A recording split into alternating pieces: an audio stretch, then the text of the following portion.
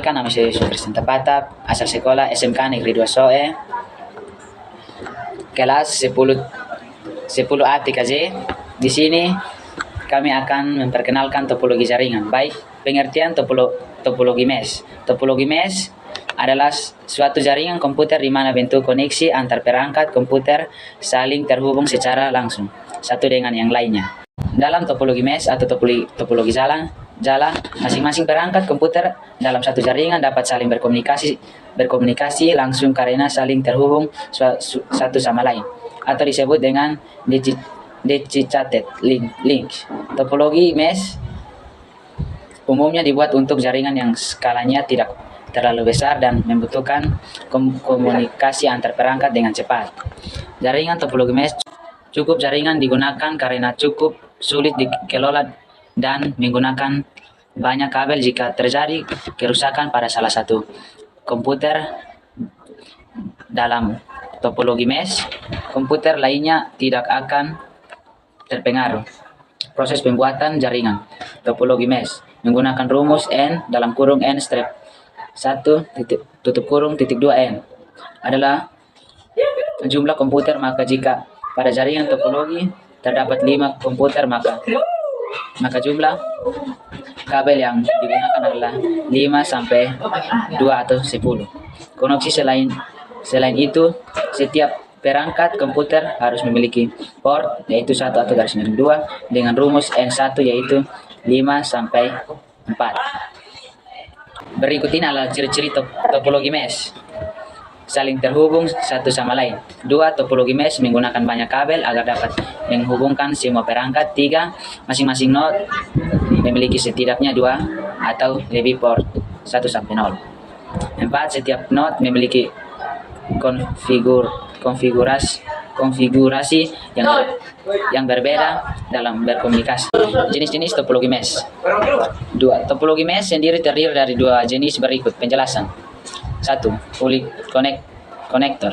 Ciri utama dari topologi mesh full connector adalah setiap perangkat komputer dalam jaringan ini saling terhubung secara penuh. Dengan kata lain, jika ada 5 komputer dalam jaringan, maka setiap komputer terkoneksi dengan 4 komputer lainnya. 2. Partial connector. Ciri utama dari topologi mesh partial connector adalah tidak semua komputer saling terhubung satu sama lain.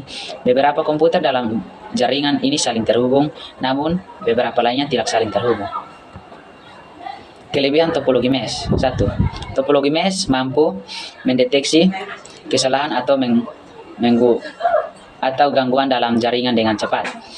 2. Keamanan data yang disaring dalam jaringan topologi mesh dapat ditingkatkan sesuai kebutuhan. 3. Jika salah satu komputer dalam jaringan bermasalah, komputer lainnya tidak akan terpengaruh. 4. Pada topologi mesh terdapat hubungan dedicated link di mana data dapat dikirim ke komputer tujuan lebih cepat tanpa melalui komputer lainnya.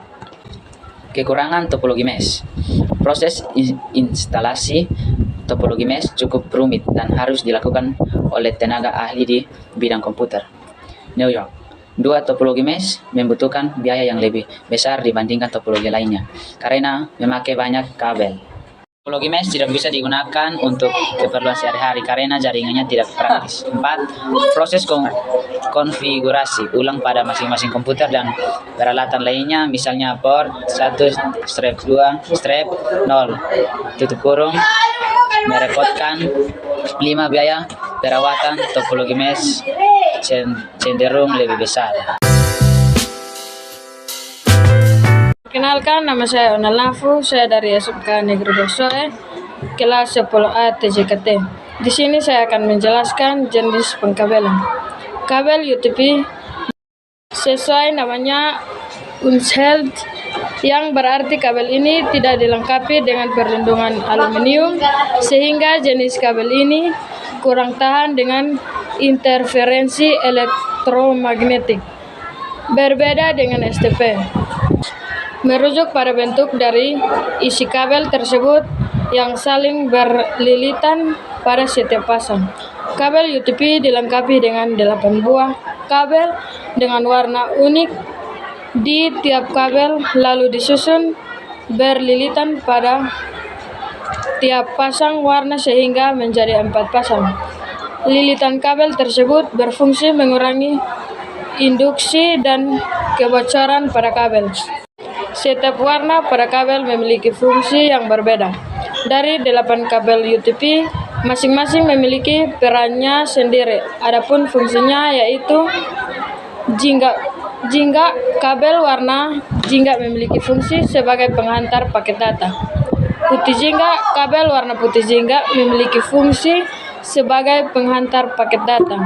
Hijau kabel warna hijau memiliki fungsi sebagai penghantar paket data. Kabel putih hijau memiliki fungsi sebagai penghantar paket data. Biru kabel warna biru memiliki fungsi sebagai penghantar paket suara. Putih biru kabel memiliki putih biru berfungsi sebagai penghantar paket suara. Coklat kabel warna coklat memiliki fungsi sebagai penghantar tegangan DC. Putih coklat kabel warna putih coklat memiliki fungsi sebagai penghantar tegangan DC. Jenis kabel UTP. Adapun jenis-jenis kabel UTP yang perlu kita ketahui yaitu straight-through, crossover maupun rollover. Kita bisa menyimak penjelasan mengenai ketiga jenis kabel UTP tersebut di bawah ini. Kabel straight-through. Tipe kabel straight-through biasanya kan 2 perangkat yang berbeda. Misalnya antara router dengan switch atau hubungan komputer ke switch dan komputer ke hubungan. Adapun urutan kabel straight-through sebagai berikut. Kabel crossover. Kabel crossover memiliki aturan penyusunan yang berbeda antara tiap ujung konektor. Tipe crossover biasanya digunakan untuk menghubungkan 2 perangkat yang sama. Misalnya antara komputer dengan komputer, antara komputer dengan komputer, router dengan router, switch dengan switch, hubung. Adapun urutan kabel crossover sebagai berikut. Kabel rollover. Kabel tipe rollover memiliki aturan penyusunan terbalik antara ujung konektor satu dengan ujung konektor lainnya. Kabel tipe rollover digunakan untuk menghubungkan 2 perangkat jaringan yang berbeda, hampir sama dengan tipe straight-through. Namun tipe kabel ini lebih kepada menghubungkan perangkat yang memiliki konsol, misalnya switch dengan printer, switch dengan proyektor. Adapun urutan kabel rollover sebagai berikut. Karakteristik kabel UTP. Terdapat beberapa karakteristik yang dimiliki kabel UTP, yaitu bagian dalam terdiri dari 8 buah kabel dengan warna berpasang-pasangan. Tiap pasang warna dililit sehingga penghasilan 4 pasang kabel. Tidak memiliki pelindung slip. Maksimal panjang kabel yang disarankan yaitu 100 meter. Menggunakan konektor RJ45. Kecepatan transmisi hingga 1000 Mbps. Memiliki impedansi sekitar 100 ohm. Berikut jaringan MAN. Fungsi jaringan Metropolitan Area Network adalah menghubungkan banyak komputer dalam jaringan yang luas terbesar sehingga dapat bertukar informasi. Metropolitan Area Network juga dapat menghubungkan beberapa server jaringan lokal. MAN bekerja dengan cara menghubungkan lebih dari 1 gateway dengan jarak 10 km. Biasanya digunakan pada perkotaan atau perkantoran.